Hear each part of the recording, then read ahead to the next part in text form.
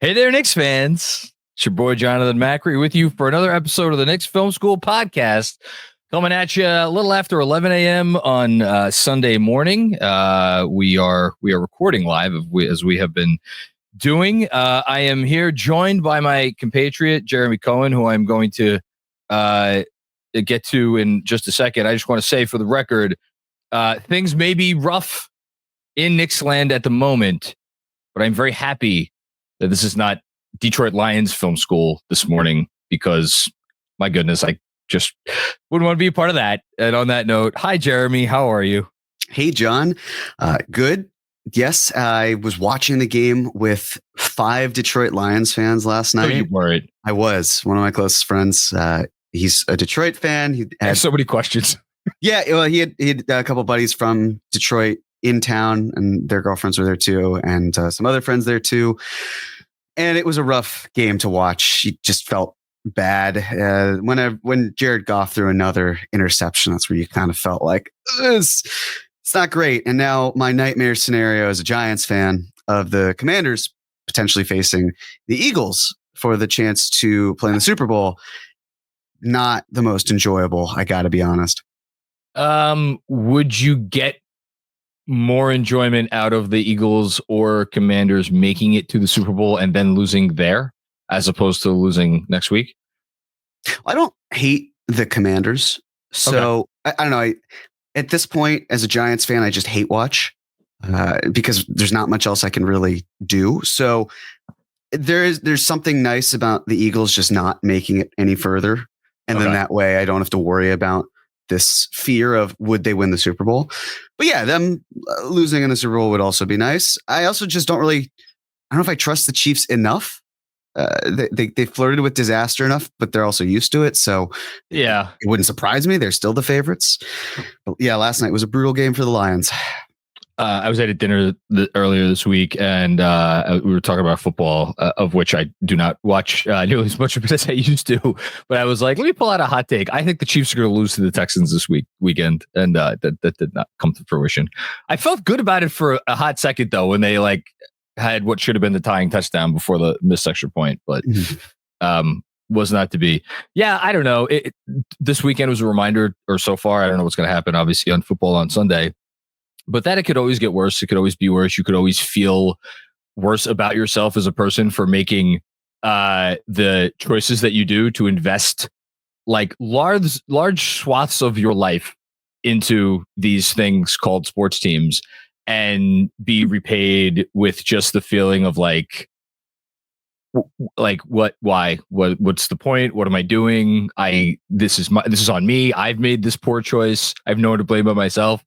It could always get to that level of despair, which maybe is a good entryway into our conversation about the Knicks right now. So that's actually where I want to start. You were at the game against Minnesota. Mm-hmm. I have actually I have 2 questions. One, maybe a little more lighthearted, and then 2, something that'll get us into more serious topics. What did you think? Number 1 question: what did you think of the reception for Julius Randle? I was shocked that there was not a larger one. There wasn't this one moment, and I'm trying to remember if the preseason game that was played, if that's where there was kind of a hat tip for Julius, because I was there. They did the video in the yeah, so they probably didn't feel the need to do it over again. It just felt muted. It wasn't.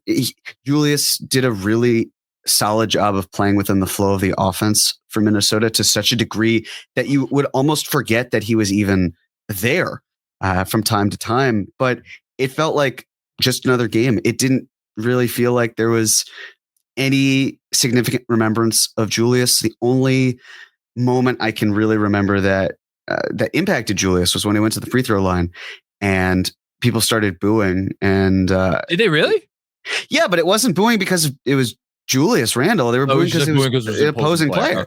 Okay. But I thought the reception for him was just mild because there weren't those buttons to give him applause. It just felt like another game with a player, once a Knick, always a Knick, but not quite the acknowledgement of someone that wasn't a 2-time All-NBA player for that team. So yeah. I was a little surprised at how the lack of a reception he got one way or the other. I didn't even I didn't even think of this until literally just a second, and certainly didn't plan on bringing it up, obviously. But it's funny. I'm thinking back to Mike Vorkunov, friend of the pod, wrote a great article in the preseason about how and why teams schedule the preseason games that they do.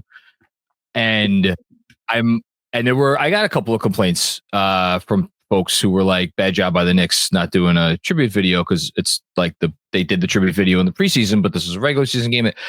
I wonder if it wasn't part of their calculation. Like, let's get the tribute stuff over for these guys in the preseason, and then once we play them again in the regular season, we won't have to do it then. That's maybe a little too devious on my part. I don't know. They never play the Wolves in the preseason. I just thinking of this now. Am I nuts? I might be nuts. Well, wasn't that decided before the trade? So it's not like they game planned it and then they're like, great, we're gonna do this, and then unless you want to get really devious, and they were like, look, this is coming to fruition eventually. No, that's too crazy. No, no. Yeah. It was on the schedule. The teams made the trade, and then they got it out of the way before the year started, which I don't even hate, because it meant that teams could go their separate ways. Right. Okay. Like we've all moved on. Cat made his appearance. The only thing that we were robbed of was having a fully healthy Knicks team with Karl-Anthony Towns and a fully healthy Timberwolves team with Dante DiVincenzo playing each other, because that would have been a really enjoyable game. It might not have been a win, but it also could have been a win compared to what was on the Garden floor on Friday night, which was not a win for the Knicks. Which leads me to where we're really going to get into it, because I'm not going to set this up at all. I'm just going to ask you plainly, how did you feel about that game? And I'm going to leave it purposefully vague. Disappointing is probably the word that comes to mind for the game and for the week. Okay. The game, I don't want to say it felt like a microcosm of the week, because it didn't really. It was a very different game than what was played. I thought the open threes, I believe they hit 55%. Yep. Of the game. Every time Naz Reid was open, every time Nickeil Alexander-Walker was open, anytime maybe someone like Dillingham, who fortunately he hasn't grown into the 3-point range yet, because he had 2 twos that were really long twos, but that would have only extended that 55% to be a greater number. And it just felt like, to OG Anunoby's point after the game, they were hitting shots. Yeah, it's a make or miss league, absolutely. But again, I'd see Naz Reid spotting up. It's like, that he's going to hit those shots. This is a homecoming for him. He's from Jersey. He's got a lot of family and friends that are probably in the crowd as well. Like, how are you going to game plan effectively around that? And the moment they would get those open spot up looks, just you kind of felt like it's going to go in, and then it did. And then the Knicks just didn't have the juice to contend with that. And Ant was spectacular. It didn't seem like it at the time, but you'd look up at his stat line and be like, oh, that's impressive. And then the second half, he made his presence known. Okay. I did not hear in there that you were like particularly angry at this loss. I don't want to mischaracterize what you said or didn't say. Is that a fair assessment? Yeah, it wasn't anger. Okay. Look, yeah. If we're just talking about this one loss, it wasn't. This is one loss, but in the context of what's been going on, I think which is obviously important. Okay. So the reason I ask this is because I usually feel like I have I'm pretty in tune, or not even in tune, on the same page as like most people watching games. And I was watching this game, obviously, at T Squared Social, and one more shout out to all the folks that showed up at T Squared for the game. And like, I was intently watching it, as I always do, and I had the exact same feeling that you did, basically, which is that every time the Wolves had an open shot, they hit it, with the exception of the 3 straight looks from the corner was at the end of the third or the beginning of the fourth quarter, where it looks like the Knicks might have one more little crack open in the door. And, but like every other open look they made, and it seemed like a goodly amount of the threes that they hit, or enough for me at least, were like tough threes. Particularly the ones that Ant hit of the step back variety. I thought there were a couple other ones that were like either decently contested or just were from like a very long range. So whatever. I did my opening monologue and I'm like, this is out of all the losses they've had this year, this is the one that arguably bothers me the least, because I feel like I've seen the Knicks defense play really, really poorly this year. And this to me did not elevate to that level. And then when you combine that with the fact that they hit everything, and you combine it with the fact the Knicks didn't have arguably their best offensive player, I'm like, all right, it happens. And the show unfolded where people were like livid. I wrote a newsletter on the game, and the newsletter comments, which again, usually are a little bit more muted and a little bit more, again, usually online where I'm thinking we're like, this is a disaster. And so I wanted to kind of talk this out because it's not like I'm seeing something different, because I went back, I watched all the threes, and I highlighted, I think it was 7 out of the 22 made threes that really bothered me. I'm like, that is like really like you should not be doing that at this point in the season. You should not be doing that period if you're a team that is trying to contend for a title. But at the same time, there were a couple where I'm like, yeah, this could go either way. If I was maybe not as in this kind of spirit, I would be more bothered by this. And I thought maybe you could get up to like 10 or 12. You throw in maybe the missed corner threes. Okay. That's like 15 possessions in a game where the Timberwolves had, I'm looking it up right now. The Timberwolves in this game had, in terms of shooting possessions, it's 79 field goal attempts. And then you throw in the 16 turnovers that the Knicks got off of them. That's 95 possessions, right? So out of those 95 possessions, I think at most you could say like 15 were like really bothersome. And am I a softie? I guess is what I'm asking, which I think I am, and generally, and I think listeners of this podcast would agree with that assessment, because I'm just not upset. And maybe it's like I have more sympathy for where this team is, and the fact that, as we've talked about ad nauseum on this show, they were limited in their team building abilities this summer because of the moves they made. And they obviously didn't have Towns, operating kind of with one hand behind their back. And I guess the last thing, and I know I'm talking for a while, I'll turn it over to you. For me, it's always like, is the effort there? Like, are these guys like just not giving a shit? And I didn't think that was the case. Did you think that was the case? I thought they were out there trying. Did you agree? There was effort. Yeah. Okay. And then it's like, are the mistakes like unforgivable in terms of like that? Like Benji always says, that's an auto switch. Were there a lot of those? Were there a lot of like, that should be an auto switch and it wasn't an auto switch? Or you just completely and totally fell asleep? There were 2 or 3 of those. There was maybe one instance where it should have been an auto switch and it wasn't. But the rest of it was like, okay, there's more help there than maybe we would like, or you're like a foot off, or you're a foot back further from where you should be. And I don't have it in me to get crazy about this. And I'm just asking you, is it me? So that's my question to you. Is it me? I don't believe it's just you. Okay. Well, that makes me feel a little better. But, I can understand why fans might be more impatient or causing, sounding the alarm in other ways. My take on this, right? I see the signs. They're warning signs. They're concerns. Yeah. The Knicks have about 2.5 weeks to, like every other team does, to figure out how they want to position themselves between now and the end of the season. And we've talked about, the avenues are different. I'm sure there are other creative ways they can go about with team building. But what we see here right now, it could be exactly what we see 3 weeks from now and then beyond, or it could be a different team. Like, I'm not saying it's good that the Knicks are having problems right now. It's not. I'd rather the Knicks played perfect basketball. But the way that I do see it is, if they're going to show any sort of cracks, at the very least, let's have it be before the market gets hot and there's an opportunity to make at least one sort of upgrade. And it's why I'm not quite, again, it's not upset, right? I'm disappointed. So am I, to be clear. Like, it's not, hey, everything's great and Knicks are solid, don't worry about it. It's okay, there are some issues that we're seeing. How are they going to resolve that? And by experiencing them now, the hope is that they can work through it when the games matter even more.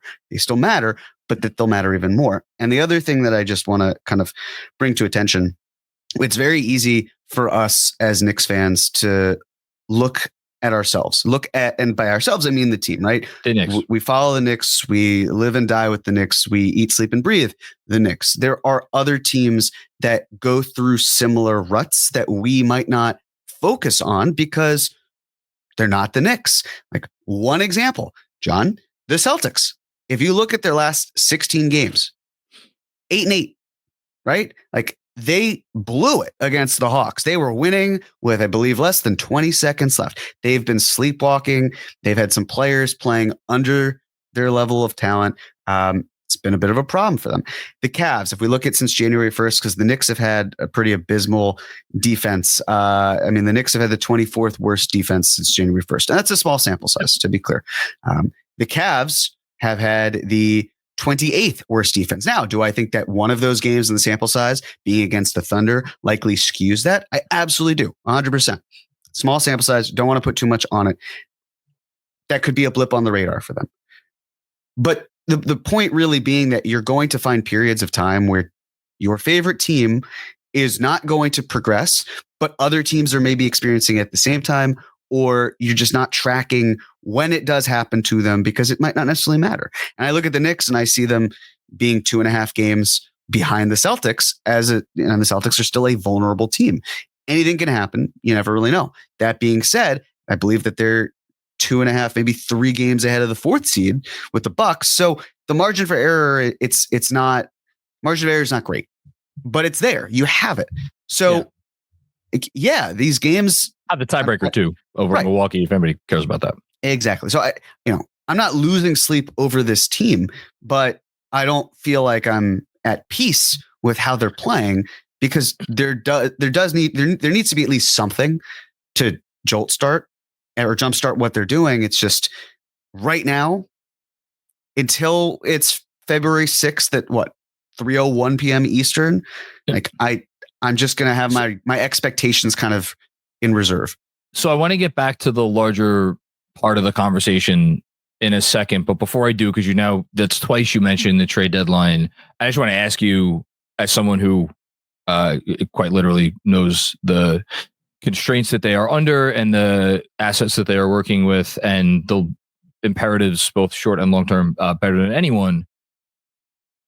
Will you be bothered if there is no move that impacts the rotation by the deadline? Yeah, I would be. Yeah. Can you talk a little bit about that? I can, and I'll elaborate more. I know I don't want to. No, that's fine. It's just in short.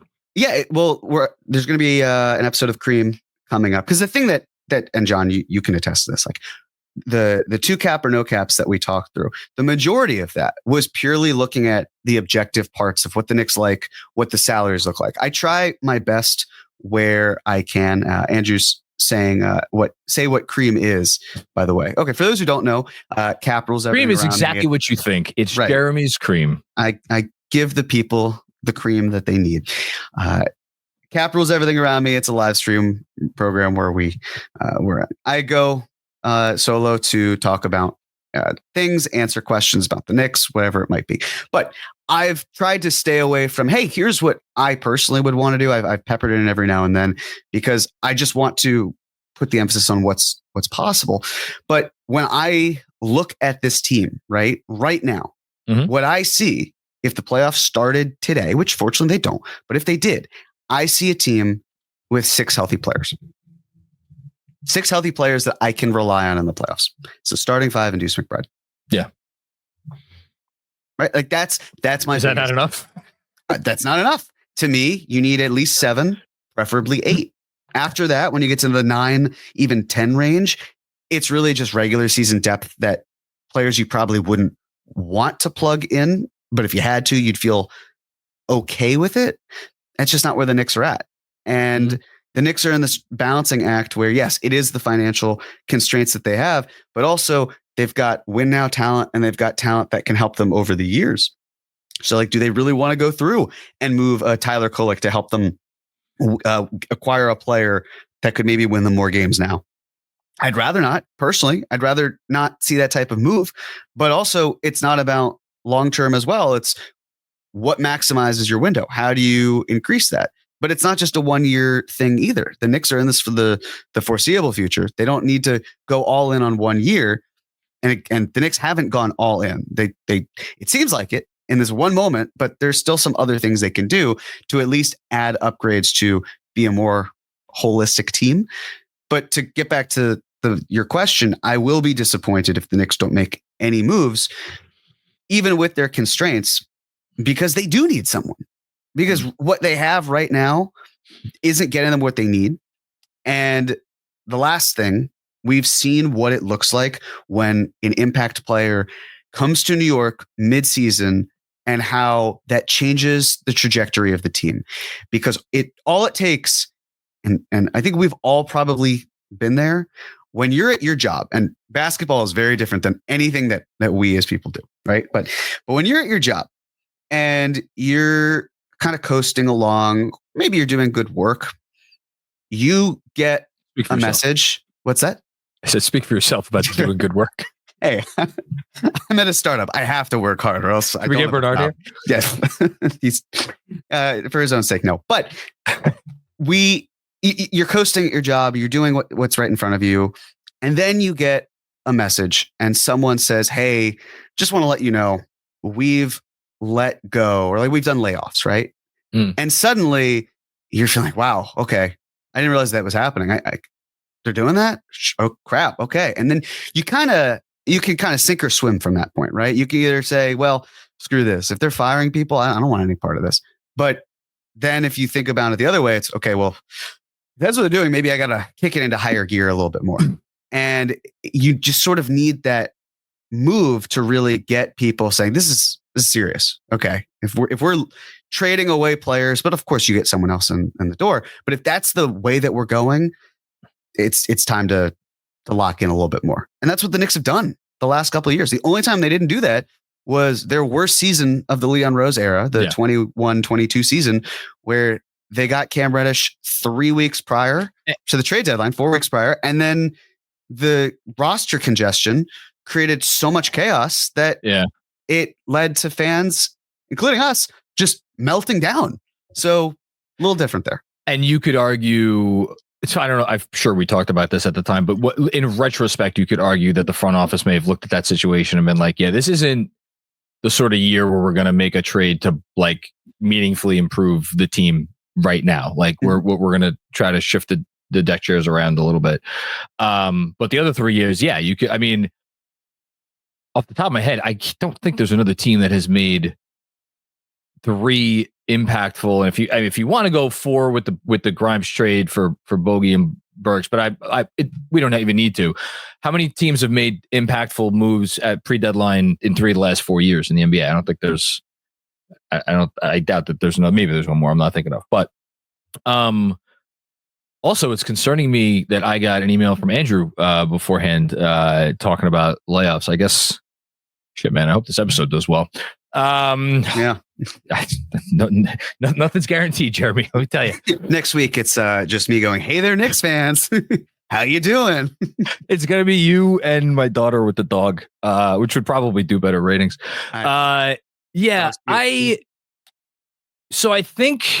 So a couple things. You brought up other teams and other like Knicks fans maybe not necessarily paying us. I don't think it's that they don't pay attention or like don't watch. I think I do really believe that we have like the most knowledgeable fan base out there. And I think, I'm not saying you're suggesting otherwise, but like I think they pay attention to this other stuff, not intimately. And I think that's the key is it's like I think maybe if you're a Knicks fan, you're like looking from afar at Boston and they've went 8-8 and it should have been 7-9 because they had no business winning the Pelicans game that they won. But they're like, yeah, but whatever. The Celtics they won last year. Who cares? And there are some national media people who are looking at what's going on with the Celtics and like, yeah, whatever. They're bored. Frankly, I'm looking at the Celtics and I'm like, yeah, they're probably bored. If you go over and you read what any Celtic content creator is saying, even the more reasonable ones out there or writing, the sky is falling over there because of this. And they're like, oh my God, is this falling apart now? Like, with like looking at like things that Kristaps Porzingis is saying after the game. Like we like, I forget what the exact quote was, something to the effect of like, we got to figure out who we are. Similar to some of the quotes that have been coming out of here. So at which it leads me back to the Knicks. I think most people in the national media, my guess, who cover the NBA, are probably looking at this and like, yeah, the Knicks are having some trouble defensively. That's kind of what we assumed would happen. And I'm kind of looking at the Knicks being like, oh, the Knicks are inconsistent defensively. They're 16th. They're literally middle of the pack in the league in defense, where you have one game in which there are some real defensive concerns. And then the next game, it's like, oh, they're okay. It's okay. And then the next game, more concerns. And then maybe 2 in a row where this like kind of back and forth. That's what inconsistency looks like. And it's kind of what I expected. I think it's kind of what you expected. Maybe it doesn't look and feel like we may have expected it to look and feel before the year. And I think that gets us into like really what the crux of this comes down to, which is that you have these two issues out there, which is that the team stinks on defense, maybe not because of the scheme that they play, and should they be leaning into some other directives because it's 43 games and there doesn't seem to be meaningful improvement. # meaningful. And then the other part of it is the minutes thing and the energy and the tired legs and all that. And this is I don't even know if I should call it a Venn diagram. It might just be a circle, because it all comes back to Tibbs, which then all relates back to some of the fan base's consternation with some of his methods. And I did find myself asking, as I was thinking through all of this and like watching DJ's film session on the Patreon and reading Benji's grade book on Patreon, like, are we at the point where there does need to be some meaningful conversation about shifting the scheme in a different direction, not like abandoning everything they do? And because again, I'm looking at how I viewed this game, where I was like, I can't get that mad at them. So what? They weren't perfect. I don't expect them to be perfect necessarily, especially with the personnel that they have and all the things we just talked about. But then I like checked myself and I'm like, well, if the only way that I could get mad at them is if they are, or if like I'm saying, well, they're not perfect, so I'm not going to get mad at them. Well, an NBA team with their talent shouldn't have to be perfect to win a basketball game, right? You should be allowed to be a little off here and there. And then I think the ultimate conclusion that I reach now is that, and no one's gonna like this answer, is like, give it some more time and let them make a trade or two, and let's see what it looks like down the home stretch, the final 20, 25, 30 games, where historically, since Tom Thibodeau has been his coach, the Knicks have hit their stride, in particular defensively. Like, sometimes it takes 2/3 of a season to put it together. That's kind of where I'm at. But for the first time, I have found myself asking myself some of these questions. Yeah. This is a Knicks team that at this point in the season, second best points per possession on offense, second most efficient, 5th best at keeping the ball with turnover percentage, 13th in offensive rebounding percentage. And they've essentially been playing without a backup center, if we want to be real, for the entire season so far. And if we want to give credit to Precious, well, he missed month and a half. Yeah. And if we could talk about Jericho Sims, but then there are pitfalls there too. And they've gotten to the line. They're 11th in the NBA at free throw rate. Like, they're doing a ton of things right. Right. And the problem, and I say problem lovingly, because we always do this. And this is very much this is a human quality, but it's especially, John, as you know, a New Yorker quality, where we identify the areas that are weaknesses and we fixate on fixing them, because it's a lot easier for us to talk about where we're doing things wrong than what we're doing right. And that's, again, not to say ignore the things that are wrong. We do want to address them. We need to address them, right? Having the 18th best defense in points per possession, 22nd in effective field goal percentage on the defensive side, not creating turnovers, 19th in the league, doing a nice job in defending or defensive rebounding percentage. That's 7th. And then, of course, as you can probably gather, John, Knicks are 5th in teams avoiding going to the line. Why? Yeah. Because they're walling off the paint in a lot of ways and creating open looks, which then create threes. And that's why when you see the Knicks talking about the opponent just hit shots, they do. And that's a problem. It is a problem in my mind that there are the amount of open threes that are there. Of course, the open tracking data is not the most reliable. It can be a little faulty. So that comes into play as well, where it's hard to figure out what's an open three and what's not an open three. But from that perspective, if you're hoping that to force the opponent into shots that they don't want to take. Not all threes are created equal. So it's a question then of how are you defending corner threes versus above the break threes versus threes in general? When are you letting those shots happen? Are they at the end of the shot clock? Are they towards the beginning? Just a myriad of different factors. It's not just open threes and that's it. And that's the one pushback that I want to provide. I think a lot of the criticism on the scheme is valid. We want to take a look at that. We want to see why teams are making those shots. But what we as fans then need to challenge ourselves to do is don't just look at it at face value. Look at when those shots are happening, how they're being created, and why the Knicks are giving them up. Because it could be that the Knicks are willing to give up 3-point shots, that they're comfortable with the other team trying. But then it seems like these random role players every single game have the games of their lives because the Knicks focus more attention on the players that do beat you. But then the players that typically don't are beating the Knicks, and then they're losing games. So there's not a perfect solution here, and I'm very much open to finding said solutions. But I think that the problem can be boiled down to not just threes. You nailed it.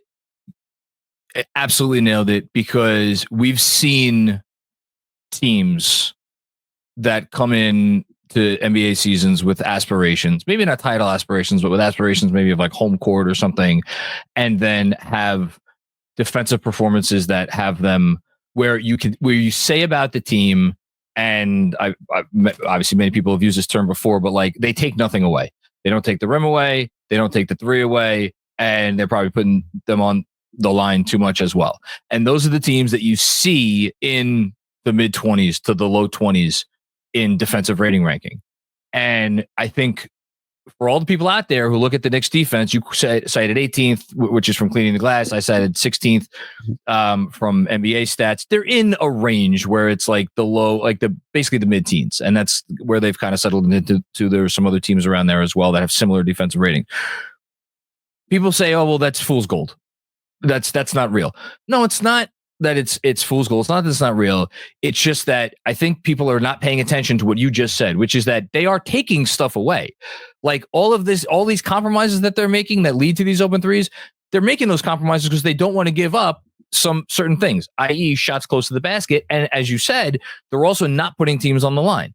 There are only 3 ways you could, well, 4, I guess, if you include the mid-range, which that's kind of gone out of vogue, but like Knicks defend that really well, by the way. They also defend the mid-range really well. So if you want to say there are 4 ways that you could score, and even if you want to throw in a 5th way, you could score in transition, which is kind of a catch-all category. Guess what? Guess what the Knicks are great at doing? Walling off in transition. So they're good defending in transition. They're good defending short twos. They're good defending long twos, and they're good at keeping teams off the line.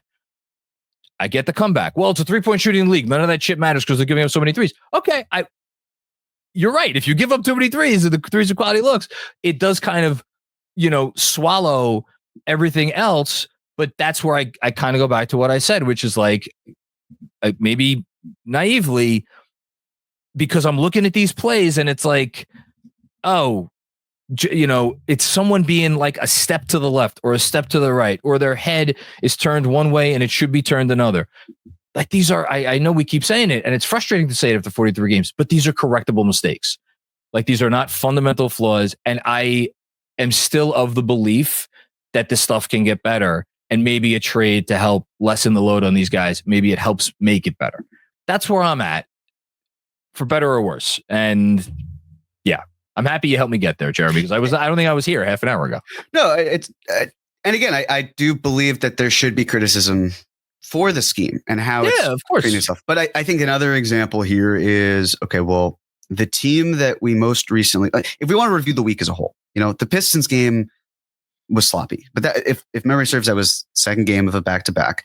It was. And what bothered me most about that game was their best shooter, because Cade's been fantastic, but he hasn't been a great shooter this season. He's been somewhat inefficient because they don't have another lead ball handler that could help him, especially with Ivy out.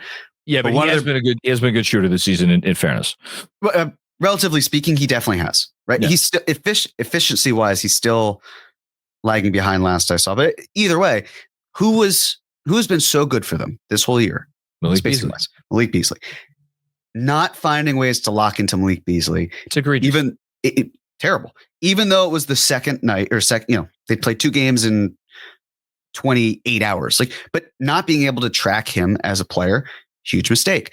The Philly game, that frustrated me because this was a team that I thought the Knicks should have put away. Of course, that Philly team is better than their record, but still should have put them away. They also got some nice calls. Maxey should not have been called drawing some of those fouls. Certainly at least one of them in the last minute, which led to overtime, which led to heart palpitations to begin with. But the Knicks made me feel better when it's like the overtime started and they shut the door before Philly could even try to open it. And that I thought was great. That's compelling, but it didn't take away from the fact, why is Philly in this game to begin with? And it was when that ridiculous buzzer beater at the end of the third quarter went in. It was like, okay, it's just that kind of night, I suppose. Yeah, just win the fourth quarter. And then they didn't. And then it's okay, just win overtime. And then they did.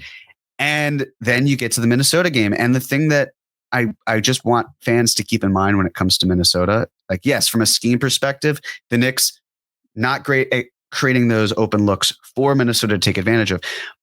But the problem then is that Minnesota is going to take advantage of those looks because Minnesota has consistently been a really strong 3-point shooting team. Even last year, they did a great job of it. This year, right? You look at them right now, offensively, they take the 3rd most threes according to Clean the Glass, and they hit them at the 4th highest clip. So it's when I see Minnesota, another team to me that is better than what their record shows, but that's not even the relevant part right here. It's that you've got scheme not working as it should with defense that's struggling to find its footing. And then you just throw in a team that's really good at shooting the ball and taking advantage of exactly what you are not doing a great job of. Yeah. And I'm not excusing that by any stretch because the Knicks are going to run into teams just like that, whether it's the regular season or the playoffs. But it just felt like, what could go wrong goes wrong. A Murphy's Law situation that the Timberwolves took advantage of because they're a better team and that's their strength. And they didn't even have DiVincenzo to help them. And I think the game before, didn't DiVincenzo go off for like had his best 30 some odd points? Yeah. So 28, I think. Yeah. It's a bad matchup. Look, if we're having these conversations in 4 months, then the year one was probably, it would be tough to say that year one of this experiment was a failure. There might need to be a change with the coach. There might need to be a reexamination of the starting 5, whether those 5 are the right pieces that fit. We could go back and we could look at the trades that they made. I'm not having those conversations yet. I think they deserve the entire year. They deserve to, again, as Jeremy says, try to do even a little something during this transaction cycle. And even then see what adjustments that they could make on the first real transaction cycle that they'll have with more of their abilities at their hands next summer. The last thing that we'll give out game ball and detention and get out of here. There were 8 teams before the season that had realistic title odds of 14-1 or better. After that, you go down to the Warriors. They were at 30-1. Of those 8 teams, Celtics, Knicks, Nuggets, Wolves, Thunder, Mavs, Bucks, Sixers. Knicks are doing better than 5 of them, both record-wise and net rating-wise. So, it's times like this where I do feel the need to be like, you know what? Perspective is maybe kind of an important thing to have. So, They also destroyed the Timberwolves in Minnesota with Cat. So we know what, right. And we know what they can do. It's just season, not necessarily going to remember games that were 15 games ago. And I would hope that 15 games from now, this game is kind of just a blip on the radar. Not having Cat for these 2 games. Yeah. Sixers didn't have Embiid, but not having Cat against the Timberwolves, that's a factor. That's different. They made their bed with that situation. What? With Embiid? Sure. Yes. Yeah. That's why I have absolutely zero sympathy for the Sixers. Okay. Let's give out some game balls. Game balls, of course, given to a player, coach, or entity that stood out this week and deserves special recognition for what they have done. Man, I'm going to actually go ahead and pull up the stats for the week here because I think it's kind of maybe slightly slim pickings for game ball. I do go first. You do. I have not uttered anything of this nature. It's so big of you. Listen, I may be short, Jeremy. I'm not a small man. It's funny because I just am. And you're a liar. Add it to the list. So funny because it's true. Who am I giving this game ball to? Look, I think there were a couple of different heroes in the win that they had against the Philadelphia 76ers. And there were also some dogs here throughout the week who maybe did not perform as admirably. This is maybe a little bit of a controversial decision because he has averaged only 6.7 points for the week in the last 3 games. I'm giving it to Deuce McBride, and I'm giving it to Deuce McBride. Yeah, I'm giving it to Deuce McBride because he made his way back from injury, and it was a little bit iffy at first. And I think the last couple games in particular, we really have seen, and even the Detroit all week, I think every game that Deuce McBride checked in this week, you saw the Deuce McBride impact that we know that he's capable of making and that this team absolutely needs if they're going to have any chance of doing anything this year. And I'm just giving it to him mostly because it's good to have him back. And he averaged 19 minutes per game in the 3 games this week. You'd like to see that get back up to where he was before the injury, which was more like 25, 26 minutes a game. I think we all want that. I'm sure Deuce wants that. And I would imagine THIBS is planning on that. And maybe he's just giving it a little bit of time. I hope, because as I wrote this week, good things happen when Deuce McBride's on the court. So I'm giving it to Deuce. I thought for sure that you would be picking, or that I would be picking between Josh Hart and Jalen Brunson. But you thought you would be picking. I thought you were going to take one of them and I was going to take the other one. Oh, okay. Which, well, I like that you gave to Deuce. One. Sure. Yeah. I mean, he's the only consistent bench player that the Knicks have right now. They've got some talent on the bench, but consistently, there's no one who makes me feel as comfortable when they check in as Deuce McBride does. I agree. He's a great option. Whenever he's not there, that hamstring, I would have loved to have seen him play in that stretch earlier this month. Wasn't there, but he's a welcomed sight for sure. It's just a matter of the wins will come, but him being healthy is crucial to what the Knicks can do moving forward. I will give it to Josh Hart. I think Josh Hart, it's just not even the triple double. It's the hustle. You know, he put his body on the line. It felt like every single play. He got the crap beaten out of him in that Timberwolves game. He got smacked in the face and there was no call. And then he turned it over because, hey, he got smacked in the face. Just punched around everything. He's a warrior. And I think what he was able to bring, especially in that Philly game, was so key. And especially since that's the only win that the Knicks had this week, I'm going to go with Josh. There was only one Josh Hart. I love Josh Hart. I will go. I'll go to my grave saying that he is conducive to winning in every way, shape, and form. What I will say is, unlike last year, when they were able to deal with his shooting hesitancy at times in a lineup that with a non-spacing 5 and like oftentimes with 2 non-spacing bigs, because there were times where they started Hart and Precious and a center. This year, the numbers with him on the court with Towns and him on the court without Towns are like night and day. I looked them up right after the Wolves game. They're plus 10 point something when Hart and Towns play together. It's like one of their best combos. And I think their best heavy minute combo. And then without Towns, they're like minus 5 point something with Josh on the court, which is not all Josh. And there's other reasons for that, but something, just something that was on my mind. But I think Josh would be the other guy that I picked.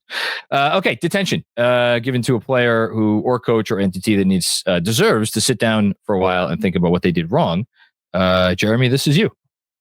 Yes. So I'm going to put Tom Thibodeau in detention for this one. I'm understanding. I think I would have if you did. Yeah.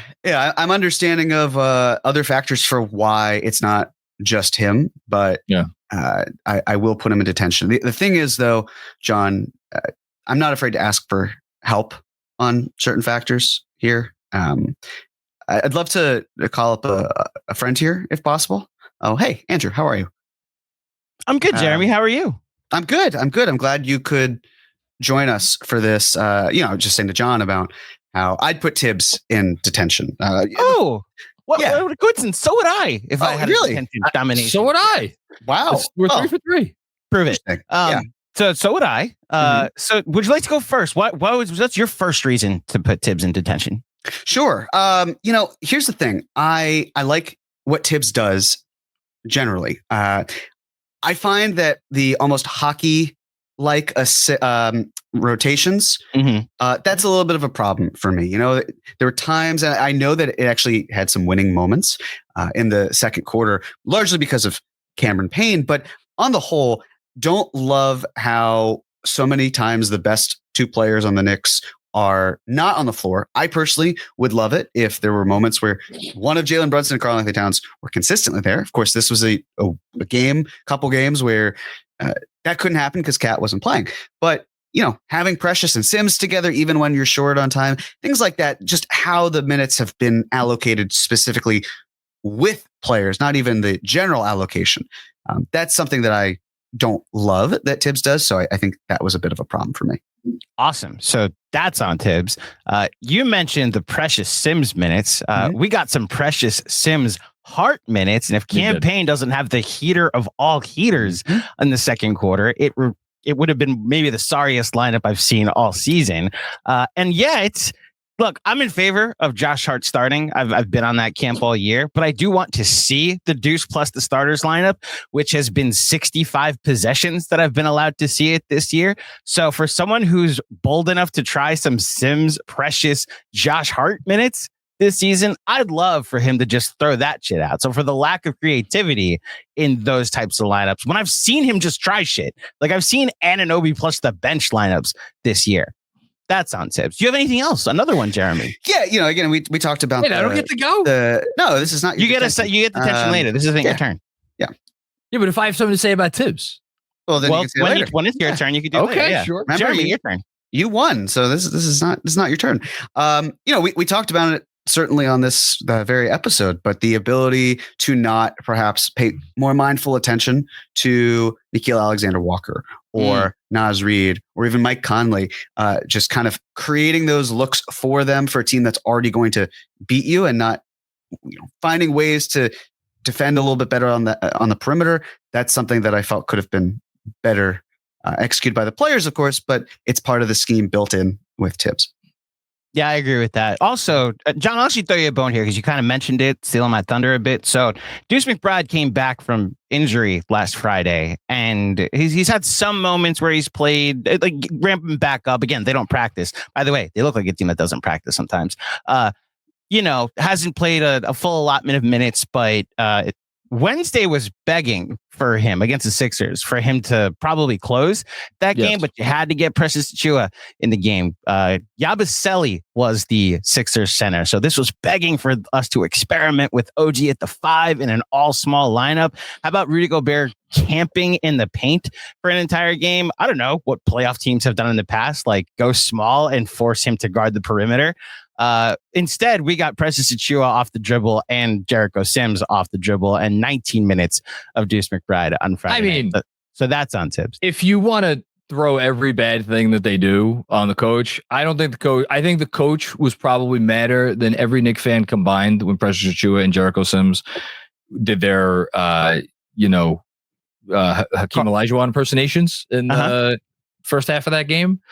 Also defensive rebounding. Like everybody loves to forget about defensive rebounding. When the other team's not missing, are you really concerned about defensive rebounding? You're trying to maximize your offensive ceiling. You're always concerned about defensive rebounding. If you're a coach, you have to be concerned about defensive rebounding. And it's easy for us to sit here and say, oh, go small. What's the worst that could happen? Well, what's the worst that could happen if you have, possessions that turn into 2 shots and 3 shots and 4 shots?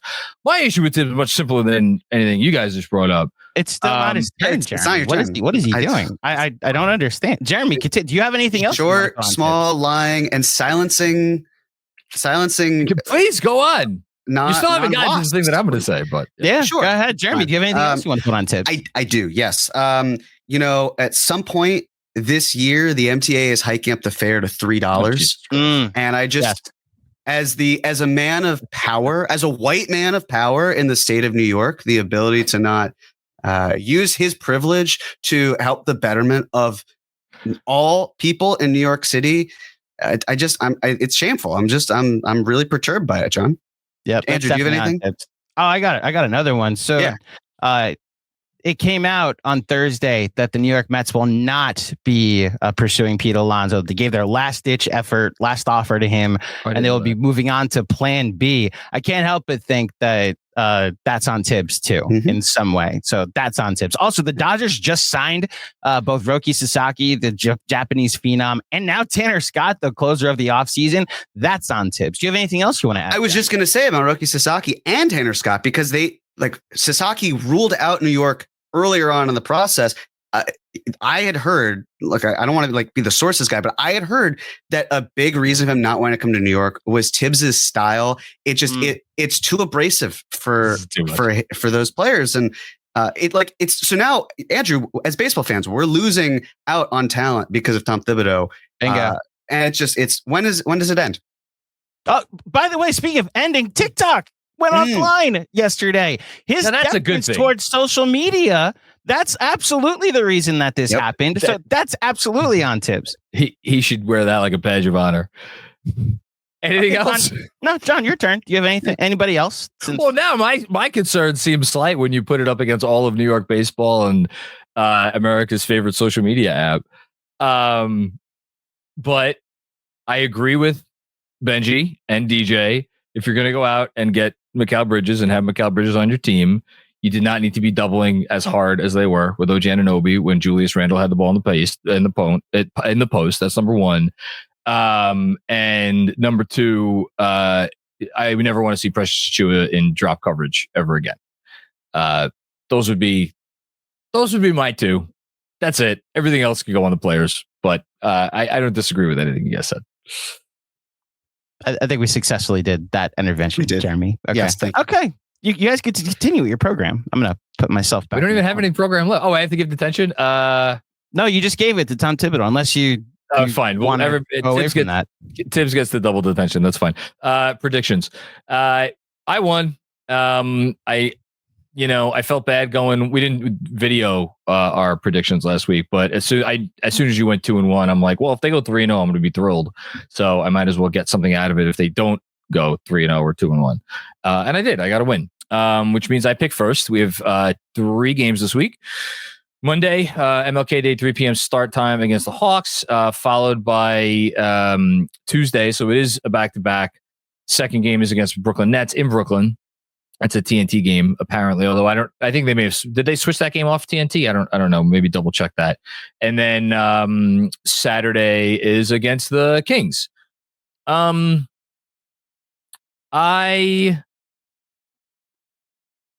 am going to go 2-1. Figured you would. Yeah. I'll go 1-2. The reason I'll go 1-2 is I feel like the Knicks find a way to lose almost every Martin Luther King Jr. Day. So if they win that one, great. But then they've got a back-to-back against a still somewhat feisty but worse Brooklyn team than they faced before. And then the Kings have been red hot. They've been great. So hopefully it's 3-0, and then you get to win, and then we're all happy. If I didn't pick 2-1, I would have picked 3-0 because I believe in this team's ability to bounce back. The prospect of no Towns on Monday scares me. And for all, I mean, shit, with the way the Knicks handle injuries or the way the Knicks reveal information about injuries, we could be sitting here in 3 weeks talking about when is Karl-Anthony Towns going to come back. Again, we don't know. I'm hopefully he comes back on Monday. I think they will have a bounce back performance as they have done most of the time this year when they have underwhelmed. I know the Nets followed up their 8 million point loss to the Clippers with a very close game against the Lakers. I still think they should be able to take care of business against the Nets. And then, it's a tough Kings game, but if they could get on a little bit of a roll, which wouldn't be crazy for them to do, at this point in the season, we've seen it before. But yeah, we'll hope for the best. Okay. Anything else from you, Jeremy, before we get out of here? Nothing for me. But, if the Knicks don't do well this week, we know who to blame. It was a good bit. I'll give you that. It was a good bit.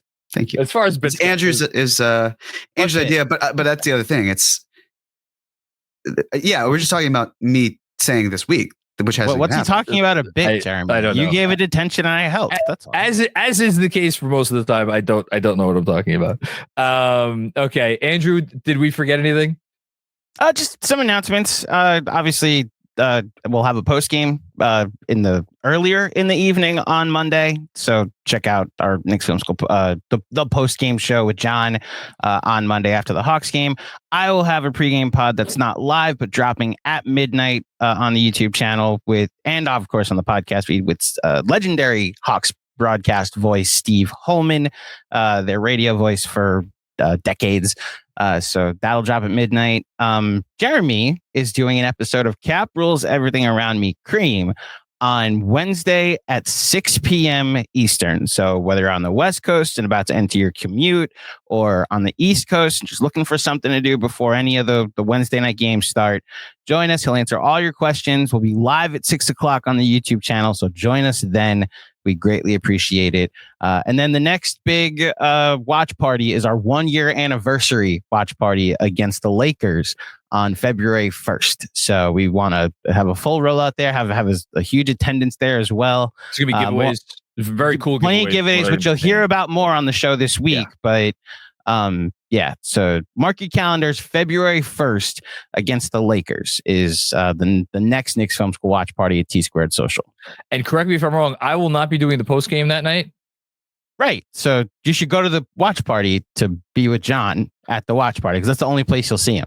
More than that, my wife is taking the kids to Long Island that night because she has a birthday for her friend and then staying at her mom's.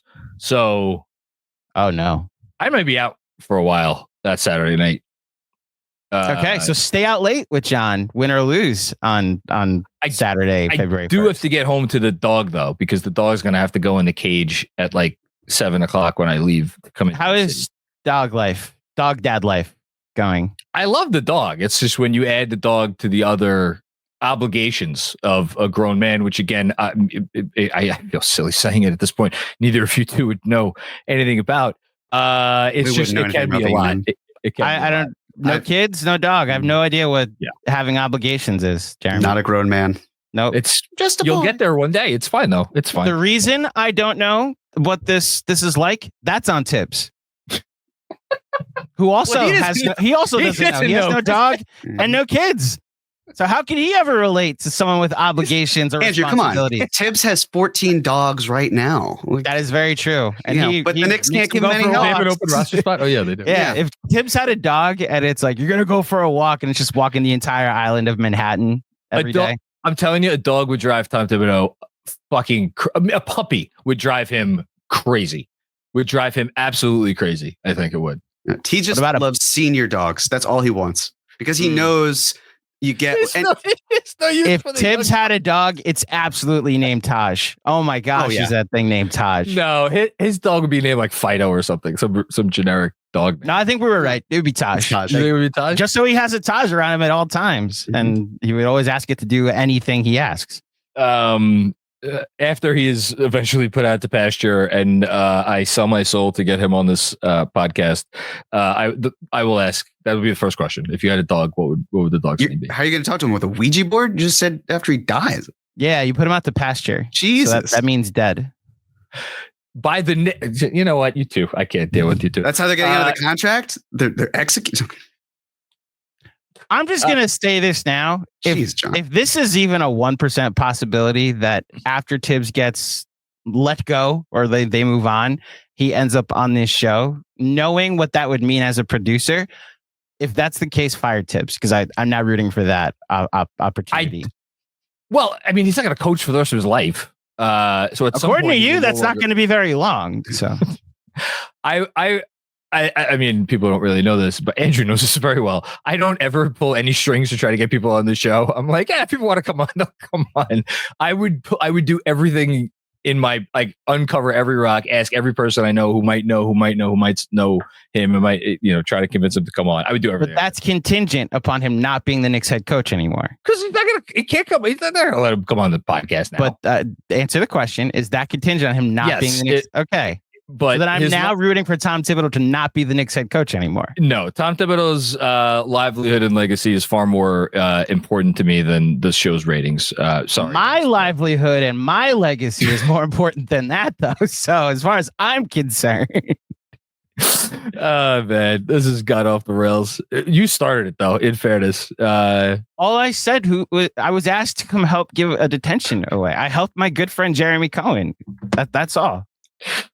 By the way, Jeremy, you've been telling me to go see The Brutalist. I have made 4 different trips to the city to go to the movies, and I keep being like, I don't have 4 hours. That 4-hour runtime or 4-hour commitment, that's on THIBS. Nobody is asking anybody to see 4-hour movies anymore, except somebody who probably loves seeing things consistently for more than excessive amount of minutes. So since I know we're running long, but since we've just completely gone off the rails, my wife that Saturday is probably going to be leaving in the late morning. I'll give you one goddamn guess what I'm going to be doing that afternoon before. Okay. If you want to go together, we could go together. You know what? I might actually take you up on that. We'll go see The Brutalist on February 1st in the city. We've never seen a movie together. We never have. Yeah, Jeremy, if you're free, let's do it. Make it a pod date. But I don't know if I can sit through a second screening of The Brutalist, as great as it is. Very long. Yeah, yes. I don't have an 8-hour span of time to just give to the movie, unfortunately. Fair.